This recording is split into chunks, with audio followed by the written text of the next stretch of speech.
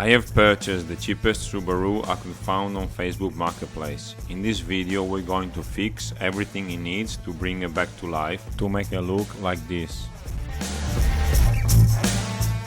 We are going to replace a lot of parts, including a clutch, suspension parts, fixing oil leaks, and see how much it's gonna cost between purchasing it, fixing it, and registering it. Stick around if you want to watch the whole work in progress. We start off the best place to buy junk, Facebook Marketplace. I was looking for a cheap car and this one came up. It was a 2003 Subaru with 220,000 kilometers on. I've messaged the owner and soon enough.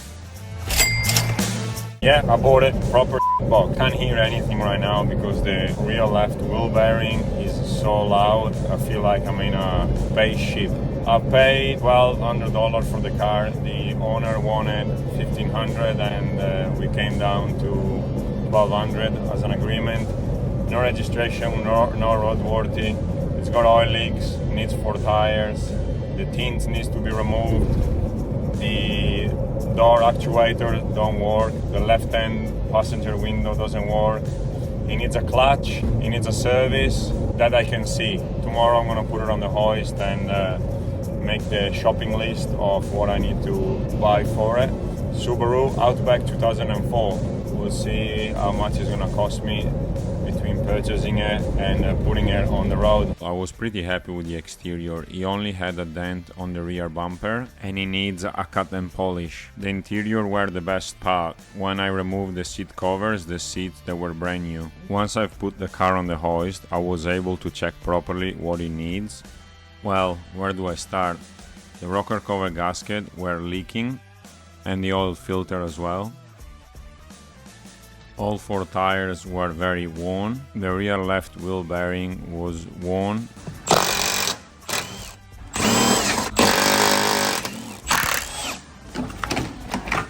The front sway bar links add movement on the joint.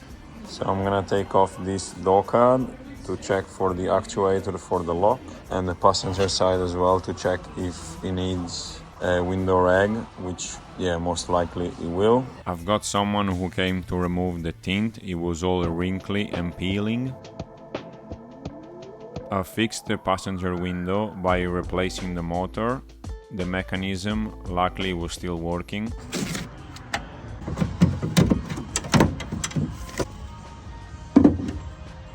I'm checking the window, making sure it goes up and down properly.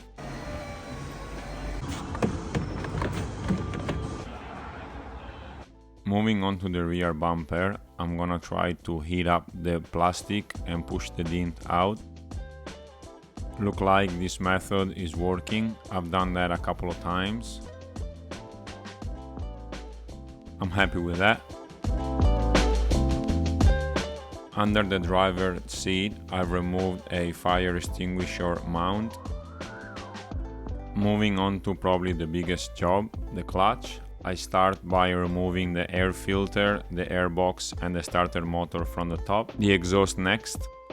After the full exhaust, I removed both drive shafts.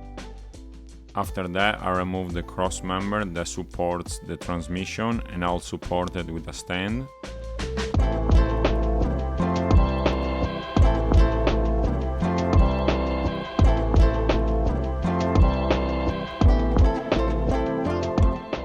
Just like that, the transmission is ready to come out. After that, I remove all the bolts around the clutch plate.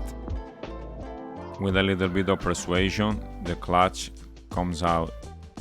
So I removed the flywheel and cleaned everything. There's a lot of dust from the clutch. Luckily, the rear main seal is not leaking. Now I'm just gonna go and do the same with the inside of the gearbox. And I've also cleaned and washed the flywheel. I will change the center bearing here and I will sand a little bit of this, then I'm gonna start putting it back together. I got a brand new XCD clutch, the clutch plate and the bearings, thrust bearing and speaker bearing.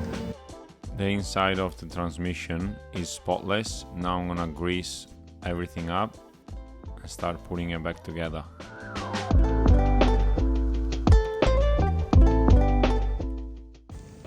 That's the old clutch.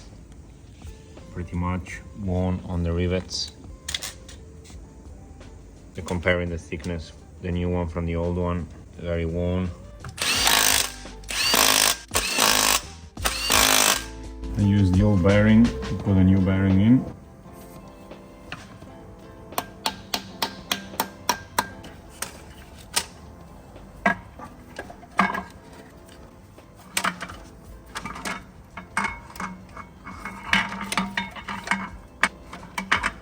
So of course I pulled out the gearbox last night and the clutch is wrong.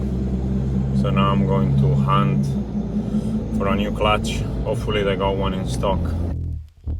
Luckily I was able to get one the day after, and this time with no struggle it went straight in.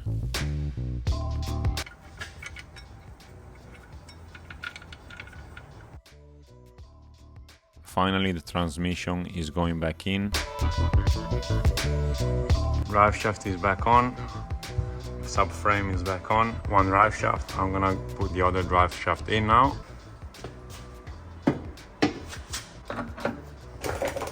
The last few steps to finish off the clutch replacement. I'm stripping the hub, taking the caliper, the disc, the handbrake, the drive shaft, the suspension, all the arms out, because the hub will go in the press to get the bearing out. Cut the bearing, remove it, so now I can save the hub. Pressing out the bearing. And finally pushing in the new bearing. New bearing is fitted, it's time to put it back together. Replacing the sway bar links.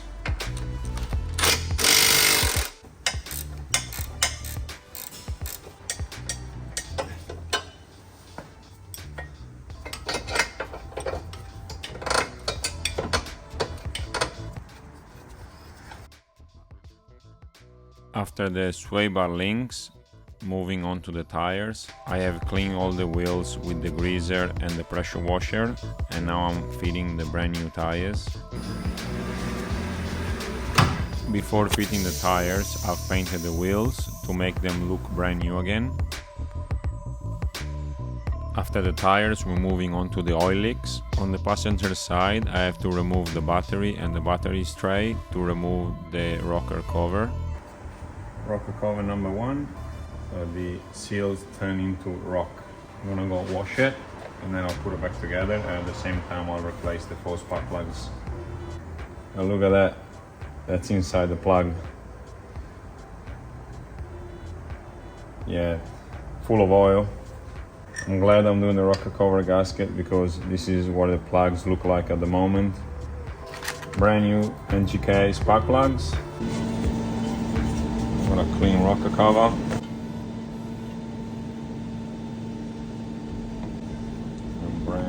Gasket. After the passenger side, I put it back and start on the driver side, replacing of course the rocker cover gasket and the spark plugs. Moving forward, replacing the rear brakes.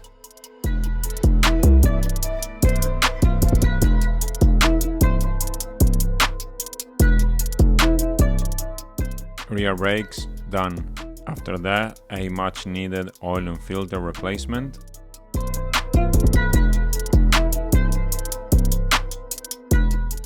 Finally, the wheels can go back on the car.